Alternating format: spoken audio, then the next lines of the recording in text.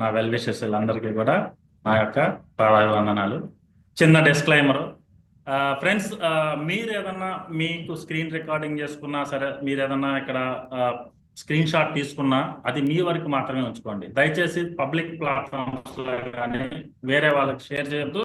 దానికి LIC strict గా warning ఇవ్వటం జరిగింది. దానికి నేను కానీ నా అకాడమీ కానీ బాధ్యులం కాదని తెలియజేస్తున్నాను.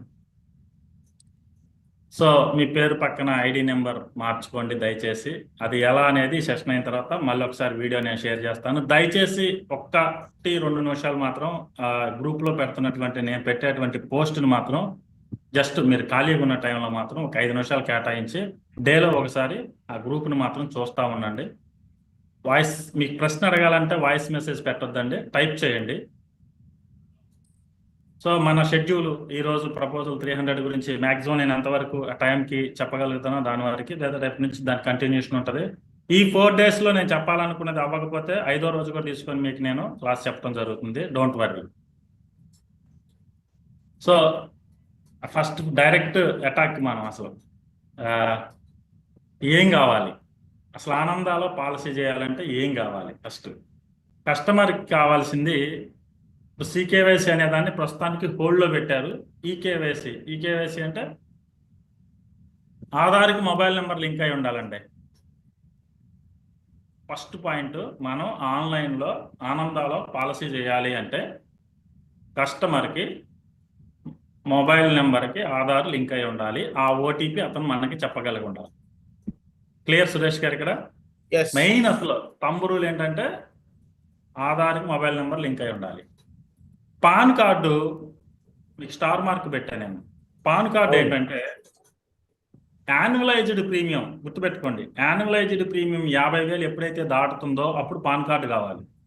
ఇక్కడ క్వశ్చన్ వస్తుంది, ఇప్పుడు చేసే పాలసీకా అతని గతంలో ఉన్న పాలసీలన్నీ కలుపుకోనా అంటే అతని జీవితంలో ఎప్పుడైతే ఇప్పుడు ఫోర్స్లో ఉన్న పాలసీలు ఏవైతే ఉన్నాయో అతని పేరు మీద ఎన్ని ఉన్నా సరే అవన్నీ కలిపే 50,000 దాటకూడదు. అంటే పాత పాలసీ 30,000 ఉంది, ఇప్పుడు 30,000 ఇస్తున్నాం, ఖచ్చితంగా పాన్ కార్డు కావాలి. సో ఇది గుర్తుపెట్టుకోండి. దీనికి కావాల్సింది కేవలం 2 ఓటీపీలు మాత్రమే. ఈ 2 ఓటీపీలు కూడా ఎలా అంటే, ఒకటి ఫస్ట్ మనం తీసుకుంటాం, రెండోది తనే ప్రాసెస్ చేసుకుంటానంటే అసలు 2వ ఓటీపీ మనకి చెప్పాల్సిన పని లేదు కస్టమర్. సో చాలా సింప్లిఫైడ్ అయింది అనమాట. ఇది డే 1కి ఈ రోజుకి చాలా మారిపోయింది. తీసుకోవాల్సిన జాగ్రత్తలు ఉన్నాయండి. పాన్ కార్డులో మరియు ఆధార్ కార్డులో డేట్ ఆఫ్ బర్త్ మరియు పేరు ఒకేలా ఉండాలి. మీరు కావాలంటే ఈ స్క్రీన్ షాట్స్ తీసుకోండి లేదా నోట్ చేసుకోండి, నేను స్లోగానే చెప్తాను. పాన్ కార్డులో ఆధార్ కార్డులో సేమ్ డేట్ ఆఫ్ బర్త్ ఉండాలి. కస్టమర్కి పాన్లో ఒకటి, డ్రైవింగ్ లైసెన్స్లో ఒకటి, స్కూల్ సర్టిఫికేట్లో ఒకటి ఇలా ఉంటే వాటన్నిటిని సరి చేసుకోవాల్సిన బాధ్యత కస్టమర్ది. ఏదైతే స్టాండర్డైజ్ గ్రూప్ ఉందో ఆ స్టాండర్డైజ్ గ్రూప్తో మిగిలిన వాటన్నిటిని కూడా మార్చుకోవాల్సిన బాధ్యత కస్టమర్ది. కానీ మనకి ఇక్కడ పాన్లో ఆధార్లో సేమ్ ఉంటేనే పాలసీ కంప్లీట్ అయింది. లేని దాన్ని మీరు ఆఫ్లైన్లో ఆఫీస్లో కంప్లీట్ చేసుకోండి. సపోజ్ నా పేరు గువ్వల రామకృష్ణ, పాన్లో గువ్వల రామకృష్ణ ఉంది, ఆధార్లో రామకృష్ణ గువ్వల ఉంది, నో ప్రాబ్లం, తీసుకుంటుంది. సో ఇది ఫస్ట్లో ఇక్కడ కూడా క్వైరీ పడింది, దానికి మళ్ళీ మనం ఇచ్చిన ఫీడ్బ్యాక్ వాళ్ళు చేంజ్ చేశారు దాన్ని. సో పేరు, ఇంటి పేరు ముందుందా తర్వాత వెనకమాల ఉందా అనేది పక్కన పెడితే డేట్ ఆఫ్ బర్త్ మాత్రం కరెక్ట్గా ఉండాలి. మెయిన్ గురువు గారు రాస్తున్నారు కదా ప్రపోజల్ ఫామ్ అంటే, ఇక మించి మీరే రాయండి ప్రపోజల్ ఫామ్. 300, 360 ఇంగ్లీష్లో పూర్తి చేయడం వచ్చి ఉండాలి, తెలిసైనా ఉండాలి మీకు. ఆ ఫామ్ ఏంది, లేటెస్ట్ ఫామ్ 2000 అక్టోబర్ నుంచి మళ్ళీ లేటెస్ట్ ఫామ్ మారింది. సో దాంట్లో ఏం ప్రశ్నలు ఉన్నాయి సేమ్ 300, 360 ప్రపోజల్లో ఏ క్వశ్చన్స్ అయితే ఉంటాయో ఆన్లైన్లో అదే ప్రశ్నలు ఉంటాయి. కాబట్టి ఇక్కడ మీరు ఖచ్చితంగా 300, 360 ఇంగ్లీష్లో రాయండి. ఈరోజు మీరు ఒకవేళ రాస్తే ప్రాక్టీస్ చేసి ఉంటే ప్రాబ్లం లేదు, బట్ రాకపోతే మాత్రం ముందు ప్రపోజల్ ఫామ్ మీద ఒకటి ఓన్గా రాయండి. ఇంకొకటి, కస్టమర్ యొక్క డేటాని మొత్తం కూడా మీరు ముందే తీసుకోండి. పాలసీ చేసి పాలసీ క్యాన్వాసింగ్ చేసి అక్కడంతా ఓకే అయ్యి ఆయన మంచి మూడ్లో ఉంటాడు కస్టమర్, పాలసీ క్యాన్వాస్ చేస్తాం, మనం తిరిగి ఇంటికి వచ్చి 2 రోజుల తర్వాత 3 రోజుల తర్వాత ఈ ప్రాసెస్ చేసేటప్పుడు ప్రతి ప్రశ్నకి ఒకసారి మీరు ఫోన్ చేసి అడిగితే అది మీకు అసలుకే మోసం వచ్చి పాలసీ మొత్తం కూడా ఆగిపోవడానికి ప్రాబ్లం ఉంది. ఎందుకంటే మూడ్ స్వింగ్స్ మారుతుంటాయి, మనకే మారుతుంటాయి. మరి కస్టమర్ దేవుడు కాబట్టి ఆయన ఇంకా ఇది ఉంటుంది కాబట్టి పూర్తి సమాచారం అంతా కూడా మీరు ఆనంద డేటా షీట్ ప్రకారం, డేటా షీట్ నేను గ్రూప్లో కూడా షేర్ చేస్తాను, దాని ప్రకారం డేటా అంతా తీసుకోండి. మీరు ఒకటే చెప్పండి, సార్ నేను మెసేజ్ స్టార్ట్ చేసే ముందు మీకు ఒకసారి కాల్ చేస్తాను, ఒక ఓటీపీ వస్తుంది, ఆ ఓటీపీ నాకు షేర్ చేయండి చాలు. మనం మళ్ళీ కాల్ కూడా చేయాల్సిన పని లేదు. ఆయన ఫ్రీ టైం తీసుకొని కనుక ఎనీ టైం మనం సండే, మండే ఎప్పుడన్నది ఏ టైం మనం లేకుండా ఆయన వీలున్న టైంలో పాలసీ కంప్లీట్ చేయడానికి పాసిబిలిటీ ఉంది. ఇది ముఖ్యం, అవసరం. అండర్ రైటింగ్ మీద అవగాహన ఉండాలి. జనరల్ కేటగిరీ ఏంటి, నాన్ మెడికల్ స్పెషల్ ఏంటి, నాన్ మెడికల్ ప్రిఫర్డ్ ప్రొఫెషనల్ ఏంటి, ఇవన్నీ కూడా వీడియోమిఆర్ అంటే ఏంటి, టీపీ అంటే ఏంటి, వీటి మీద మనకి అవగాహన ఉండాలి. ఇప్పటి వరకు అంటే మనం ప్రపోజల్ ఫామ్ తీసుకెళ్ళినాం, ఆఫీస్లో సబ్మిట్ చేసినాం, మన గురువు గారు, డిఓ గారు అయితే, క్లియర్ గారు అయితే, ఇలాంటి ఏబిఎం బిఎం గారు అయితే చెక్ చేసి దాన్ని ఏదన్నా తగ్గితే చెప్పి అన్నీ చెప్పి మళ్ళీ రిక్వైర్మెంట్ కాల్ ఫర్ చేసి అన్నీ చేసి కంప్లీట్ చేస్తున్నాం. ఇక్కడ ఏంటంటే ప్రాథమిక అండర్ రైటర్ ఇక్కడ ముందు LIC agent, of the record అయినా కూడా ప్రాథమిక అండర్ రైటర్ ఏజెంటే. కానీ ఇక్కడ పర్టికులర్గా ఈ కేసులో మాత్రం ఏజెంట్స్ చాలా జాగ్రత్తగా కస్టమర్ దూరంగా కనుకుంటే వీడియో కాల్ చేసి అతను ఒకసారి వీడియో కాల్లో చూడండి. కావాలంటే మీరు వీడియో కాల్ మాట్లాడుకునే దాన్ని స్క్రీన్ షాట్ తీసుకొని దాన్ని మెయిల్కి సెండ్ చేసుకోండి, నా తారీఖు రోజు నేను వీడియో కాల్ మాట్లాడాను అంటే. ఇదే జరుగుతుందా జరగదా అనేది పక్కన పెడితే జాగ్రత్తగా ఒక పనిని అందంగా గులాబీ మొక్కకు అంటుకట్టిన విధంగా మనం ఆనందాల పాలసీ చేయాలి. ఎంతో జాగ్రత్తగా అంటుకడితేనే అది ఇంకొక మొక్క అయిద్ది అనమాట. సో ఇక్కడ కూడా ఇవన్నీ మనకి తెలిసి ఉండాలి. ఒకసారి చాట్ బాక్స్ ఆన్ చేశాను. నేను చెప్తున్న విధానం ఏదన్నా స్పీడ్గా ఉంటే కనుక మీరు స్లో అని టైప్ చేయండి, నేను ఇంకా కొంచెం స్లోగా చెప్పడానికి ట్రై చేస్తాను. చాట్ బాక్స్ ఓపెన్లో ఉంది, ఒకసారి చాట్ బాక్స్లో టైప్ చేయండి. స్లో అని టైప్ చేస్తేనే నేను కొంచెం స్లోగా వెళ్తాను. ఫాస్ట్ ఉండాలి మీరు, టైం చాలా విలువైంది, మీ అందరి టైం చాలా విలువైంది. Thank you sir, thank you very much. Right,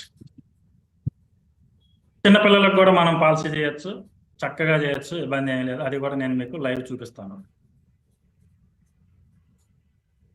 నా దృష్టిలో కాదు, మా అందరి దృష్టిలో కూడా LIC agency is Nobel profession. ప్రపంచంలో అత్యుత్తమైనటువంటి వృత్తి ఏదన్నా ఉంది అంటే అది ఎల్ఐసి ఏజెన్సీనే. సో కొన్ని పాటించాలి మనం. 1 MB లోపు పీడిఎఫ్ ఫార్మాట్లో డాక్యుమెంట్స్ అప్లోడ్ చేయాల్సి ఉంటుంది. డాక్యుమెంట్స్ కావాల్సి వచ్చినప్పుడు చిల్డ్రన్ పాలసీ చేసేటప్పుడు డేట్ ఆఫ్ బర్త్ సర్టిఫికేట్ అడుగుతుంది, వ్యాక్సినేషన్ కార్డ్ ఏదైతే ఉందో దాన్ని అడుగుతుంది.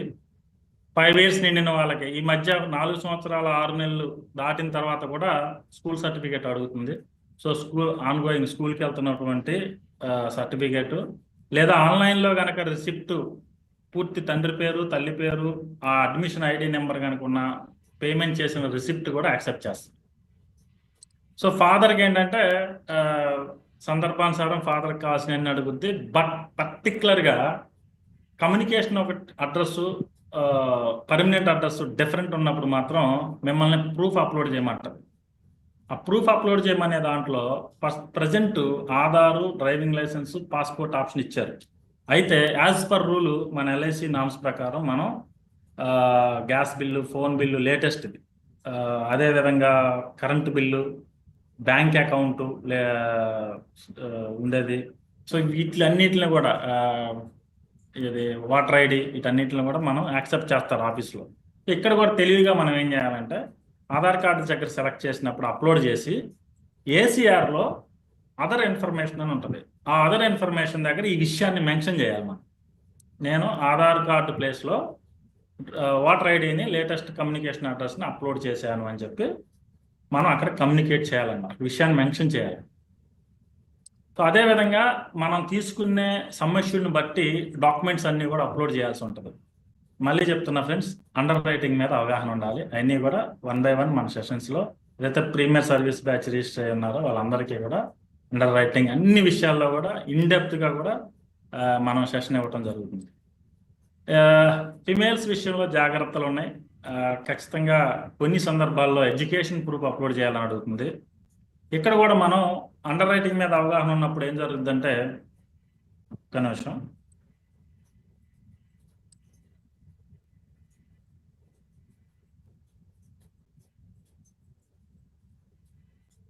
థ్యాంక్ యూ అండి, మంచి చుక్కలు పెట్టారు.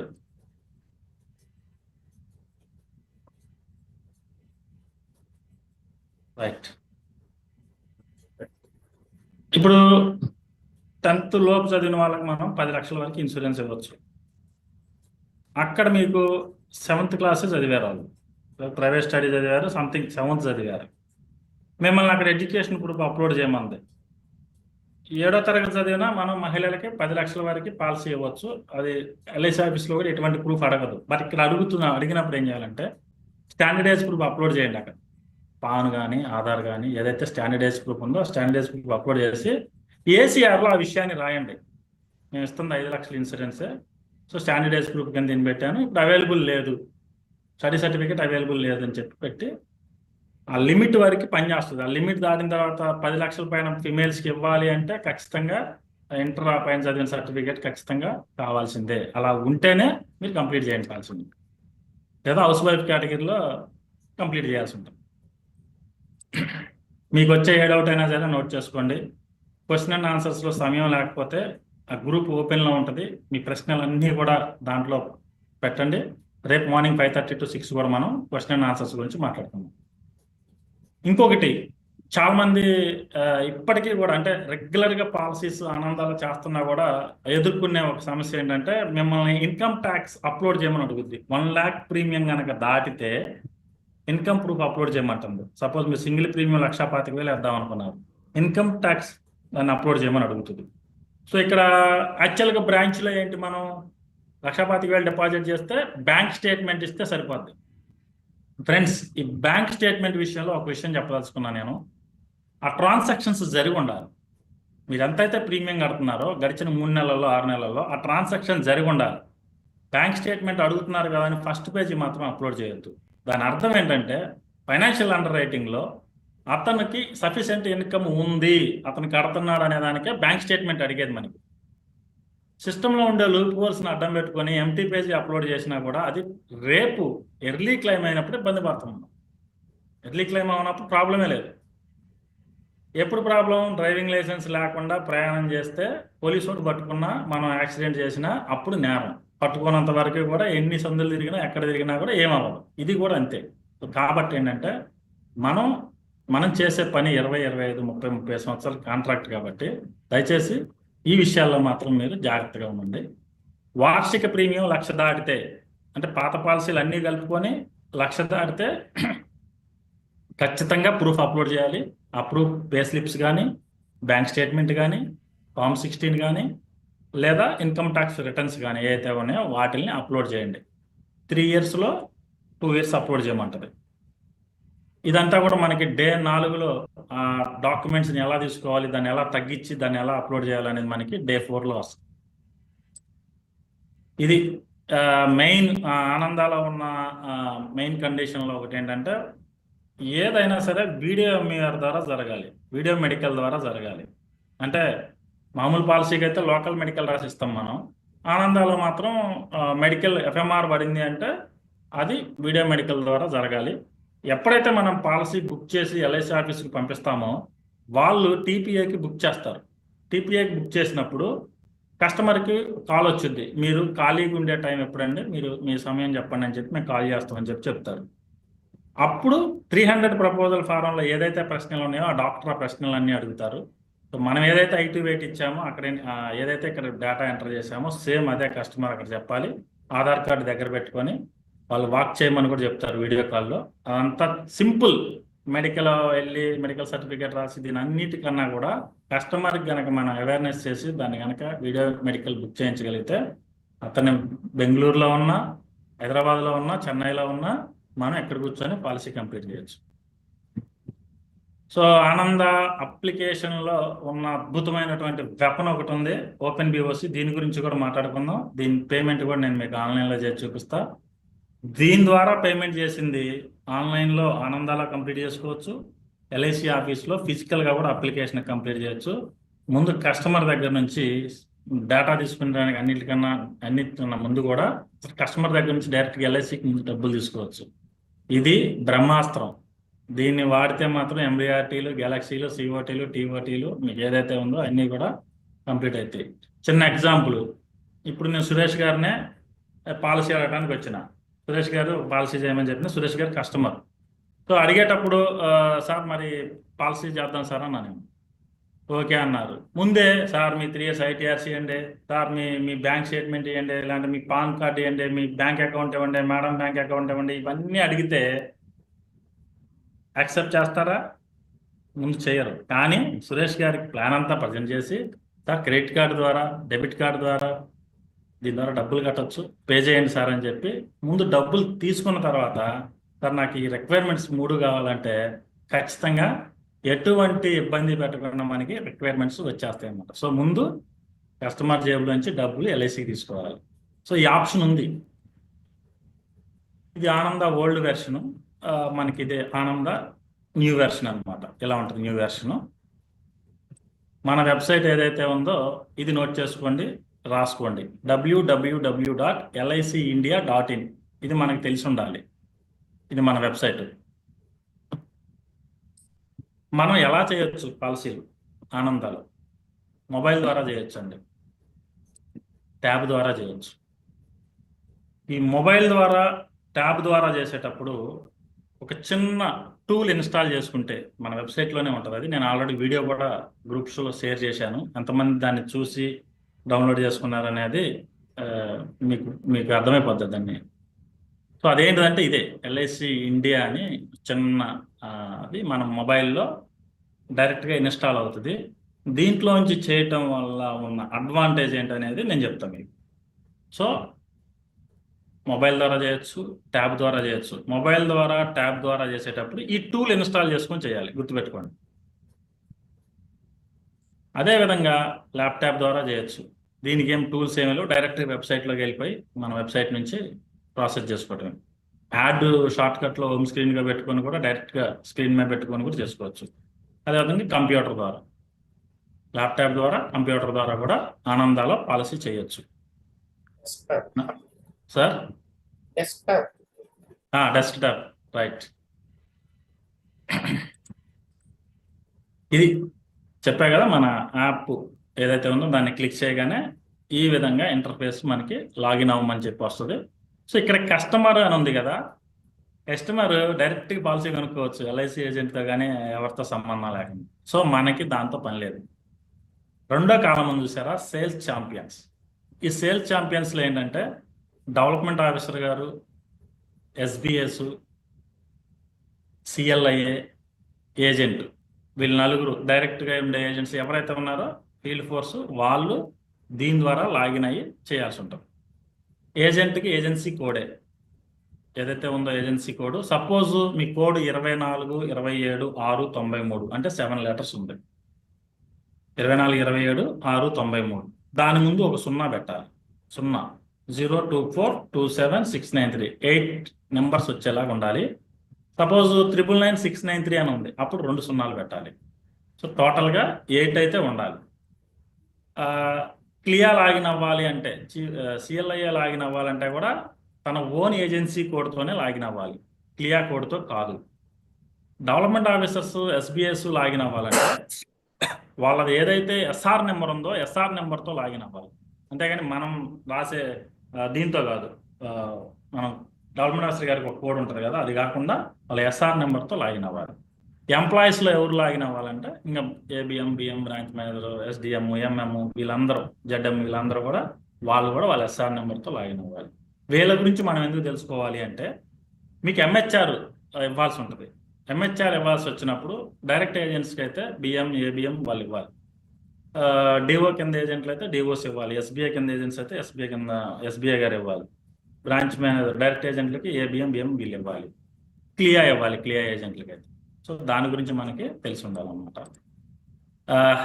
ఇది మెయిన్. అసలు తెలుసుకోవాల్సిన కీ పాయింట్లో మెయిన్ పాయింట్ ఏంటంటే కొటేషను, లీడ్ జనరేషన్ చేయటం. సో కొటేషను, లీడ్ జనరేషన్ ఏంటంటే, మీరు ఏదైతే కస్టమర్కి ఎక్స్ప్లెయిన్ చేశారో దాన్ని మనం ఫస్ట్ టైప్ చేయాలి. సపోజు మీరు జీవనానంద్ పాలసీ ఇచ్చారు. జీవనానంద్తో లీడ్ క్రియేట్ చేసినప్పుడు ఇంకా ఎండ్ వరకు కూడా ఎక్కడ చేంజ్ చేయడానికి ఉండదు. సో ఇక్కడే డిసైడ్ అయిపోవాలి. ప్లాన్ అయినా, టర్మ్ అయినా, మోడ్ అయినా, న్యాచా, ఈ న్యాచా, సారీ ఈ న్యాచ్ ఉండదు దీంట్లో, ఈ న్యాచ్, వీటన్నిటికి సంబంధించి కొటేషన్ లీడ్ జనరేషన్లోనే ఫిక్స్ అయిపోవాలి. వన్స్ ఈకేవైసీ అయిన తర్వాత దాన్ని చేంజ్ చేయడానికి ఏం ఉండదు. ఇక మళ్ళీ మీరు ఫ్రెష్గా అది తీసేసి మళ్ళీ ఫ్రెష్గా లీడ్ క్రియేట్ చేయాలి. సో కాబట్టి ఏంటంటే మనకి ఎల్ఐసి ఆఫీస్లో అనుకోండి, కౌంటర్ దగ్గరికి వెళ్ళే వరకు మనకి పాసిబిలిటీ ఉంటుంది. పేమెంట్ చేసే ముందు కూడా సారీ టర్మ్ మార్చండి, మోడ్ మార్చండి, ఇంకోటి మార్చండి, ఇన్ని ఉంటాయి. ఇక్కడ ఏంటంటే ఆ ఛాన్స్ ఉండదు. ముందే మీరు ఫిక్స్ అయిపోవాలి, డిసైడ్ అయిపోవాలి. ఈ రెండోదే ఈ ఈకేవైసీ. దేనికి? ప్రపోజల్ రిజిస్ట్రేషన్ జరగాలి అంటే ఈ లీడ్ క్రియేట్ చేసిన తర్వాత ఆధార్ సైట్ నుంచి offline eKYC zip file download చేసి దానికి అటాచ్ చేస్తే ప్రపోజల్ ఫారం ఓపెన్ అవుద్ది. ప్రపోజల్ ఫారంలో ఏం జరుగుతుందంటే మీరు ఇచ్చే డేటా ఎంటర్ చేయాలి.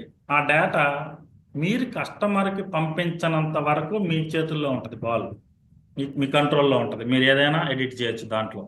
అంటే అడ్రస్, తండ్రి పేరు, తల్లి పేరు, వృత్తి, వీటికి సంబంధించిన ఏదైనా సరే కస్టమర్కి లింక్ వెళ్ళనంత వరకు మీ దగ్గర ఛాన్స్ ఉంటుంది. వన్స్ కస్టమర్కి లింక్ వెళ్ళిన తర్వాత అతనికి ఒక అవకాశం ఉంటుంది మార్చడానికి.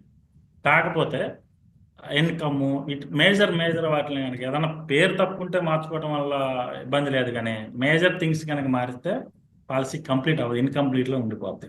సో కాబట్టి ఫస్ట్ మన కంట్రోల్లోనే, మన చేతుల్లోనే ఉంది కాబట్టి 5 నిమిషాలు లేట్ అయినా డేటాని చక్కగా జాగ్రత్తగా ఎంటర్ చేయండి. సో పేమెంట్ మనకి ఆప్షన్స్ ఉన్నాయి. బిఓసి బ్రాంచ్ ఆఫీస్ కలెక్షన్ ద్వారా కట్టచ్చు, ఆన్లైన్ ద్వారా కట్టచ్చు. ఈ బిఓసి అనేది ఆఫీస్ కౌంటర్లో కట్టచ్చు, మెచ్యూరిటీస్ నుంచి, ఎస్బీఎస్ నుంచి తీసుకోవచ్చు.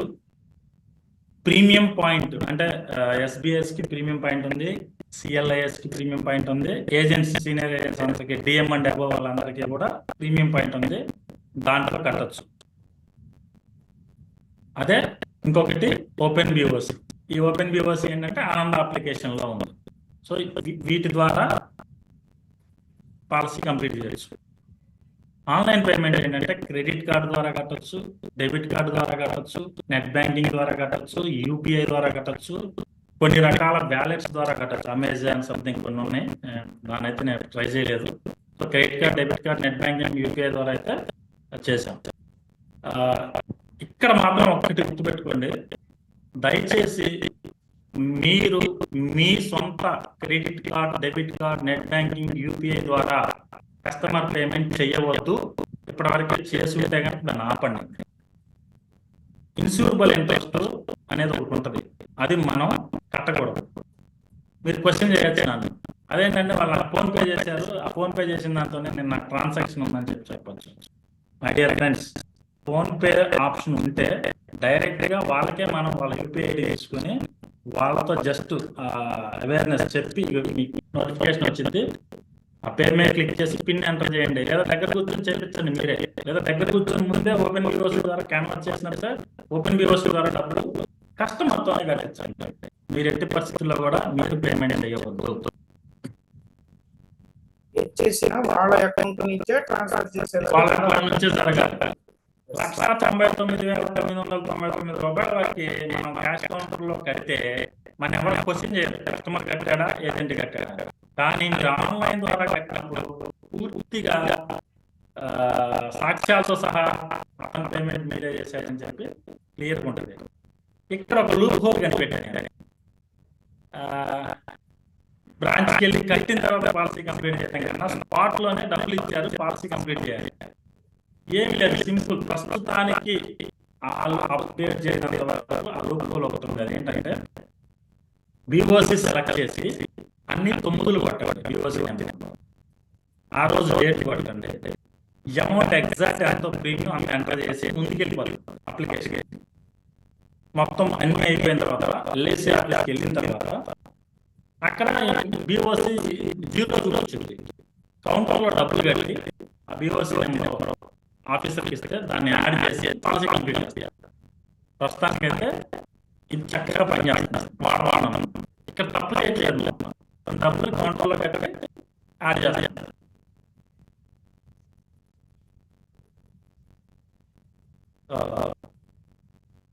అసలు